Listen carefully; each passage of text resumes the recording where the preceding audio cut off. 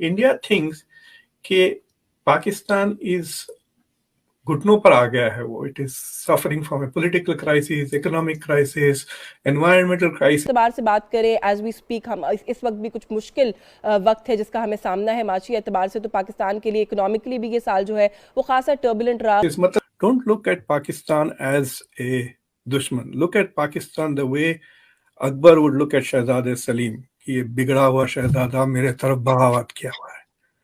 And act like the elder brother or even the dad, act like the elder brother or even the dad. क्योंकि शहबाज शरीफ साहब तो कह रहे हैं कि हमें तो अंदाजा ही नहीं था कि मुल्क का इतना बड़ा गर्क हो गया और मुल्क डिफॉल्ट की तरफ जा रहा है। तो क्या सिर्फ ये हुकूमत करने आए थे? मोदी साहब ने आज से कुछ अर्सा पहले एक बयान दिया था कि हमें पता ही नहीं चलता कि पाकिस्तान में बात किससे करें।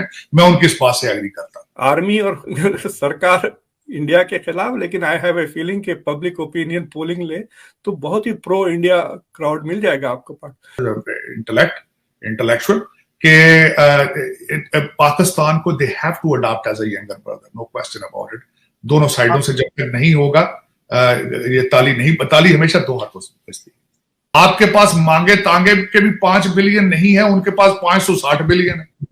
उनको बात आपसे करने की क्या जरूरत है? आपकी मजबूरी है उनके साथ ट्रेड करने की, क्योंकि आप भूख से मर रहे हैं। भारत भूख से नहीं मर रहा। भारत के साथ रिलेशनशिप आज आपकी मजबूरी है वो कि जब वाजपेयी साहब आए तो साथ ही आप कारगिल कर दें, सिर्फ इसलिए कि आप अपने सियासी क़यादत को सबक सिखा।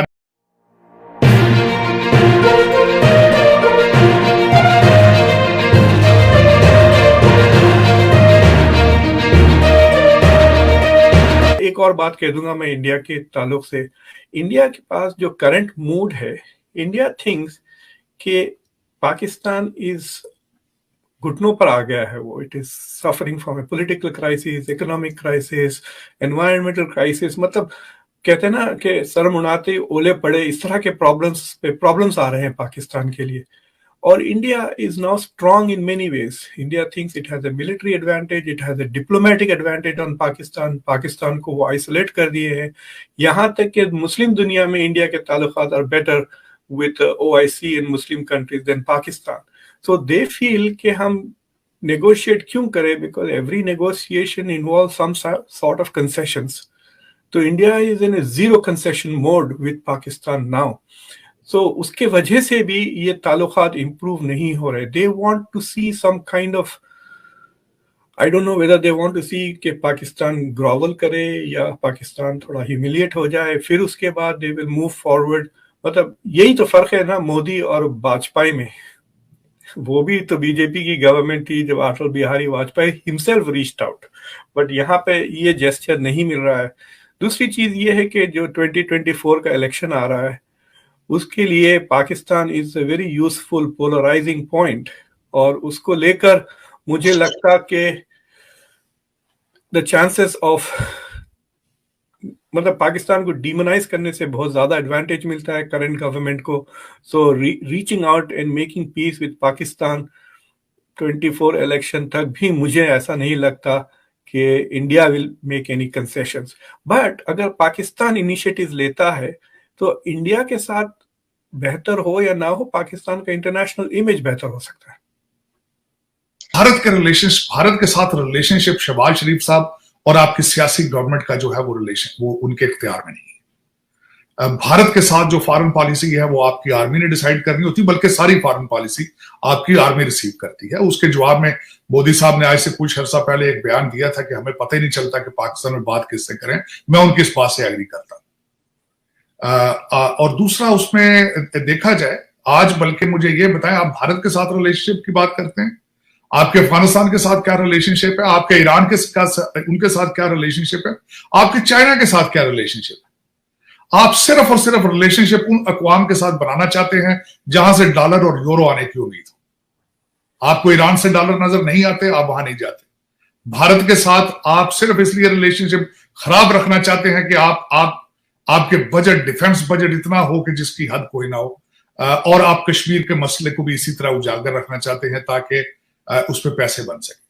दर हकीकत आपको नेशनल इंटरेस्ट बेस्ड रिलेशनशिप के बारे में आज तक आपने कभी नहीं सोचा 76 सालों में। अब सोचना पड़ेगा। इन 4 ममालिक जिनके साथ मैंने नाम लिया, अगर आप रिलेशनशिप बेहतर नहीं करेंगे, आप सर्वाइव नहीं कर पाएंगे। आज हम बात सर्वाइवल की कर रहे हैं, हम यहाँ हंसी खुशी की बातें नहीं कर रहे हैं। आपके पास इस वक्त टूटे फूटे से 5 बिलियन है, वो भी आपके अपने नहीं है।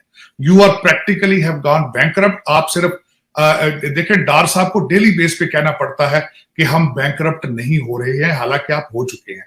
उनका दर हकीकत मतलब ये होता है कि हम भूख से मर जाएंगे लेकिन हम डिफॉल्ट नहीं कर रहे। वो कैसे कि यहां से टोयोटा भी भाग जाए, सुजुकी भी भाग जाए, यहाँ पे 20 किलो का थैला आटे का 2500 का हो जाए, लेकिन हम डिफॉल्ट नहीं कर रहे। आप ये ऐसी एक दूसरे को समझाने वाली बात है। क्या था कि America, India should adopt Pakistan, तो बड़े दंग रह गए थे। तो मैं बोला कि गलती ये कि आप दुश्मन की तरह देखते हो पाकिस्तान को।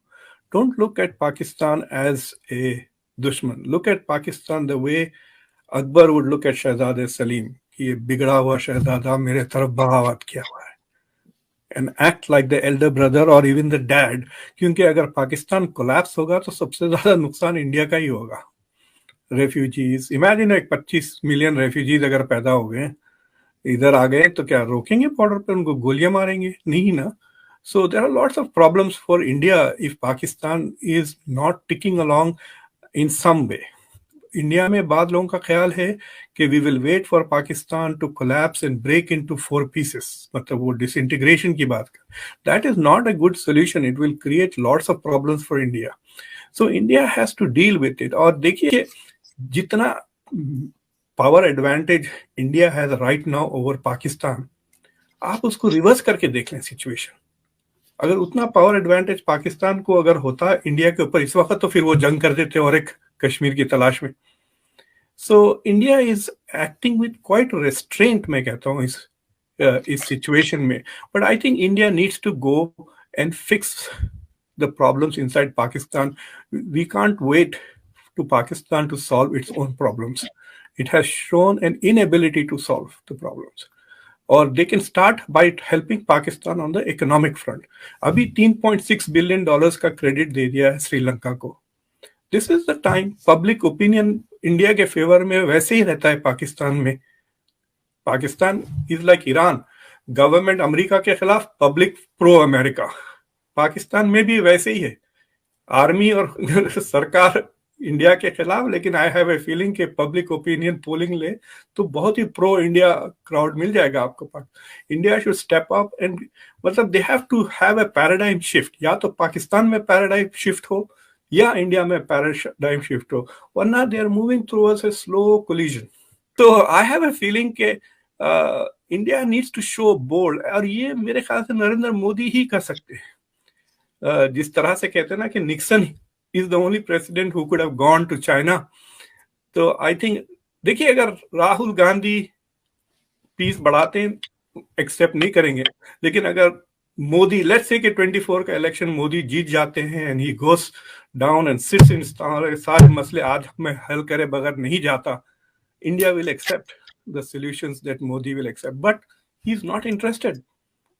ये लोग इंटरेस्टेड ही नहीं है। दे आर थिंकिंग कि दिस इज, हम पाकिस्तान की क्यों बात कर रहे हैं, हम तो अमेरिका के साथ हैंग आउट कर रहे हैं क्वाड में, we are hanging out with the big guys, why should we talk about this, ये महल्ले के छिछोरे। दैट्स द एटीट्यूड नाउ कि व्हाई शुड वी वेस्ट। वो खुद ही अपने लिए दुश्मन है। वो मेजर गौरव आर्या कह रहे थे कि लेट्स सपोर्ट पाकिस्तान कि Imran Khan, he is the biggest threat to Pakistan. India के सबसे बड़े एलाई इमरान खान है, वो हर चीज को डिस्ट्रॉय कर रहे हैं पाकिस्तान में, जो पाकिस्तान को स्ट्रेंथ देती है। मिलिट्री के पीछे पड़ गए, इंस्टीट्यूशंस के पीछे पड़ गए, कोर्ट्स के पीछे पड़ गए। So I have a feeling के there has to be a paradigm change, या इंडिया में हो या पाकिस्तान में हो, वरना द सिचुएशन, और Indians also have to realise के Pakistan collapse is not going to be good for India. ये बात वो मिस कर रहे हैं, बाकी they seem to be pretty much in command.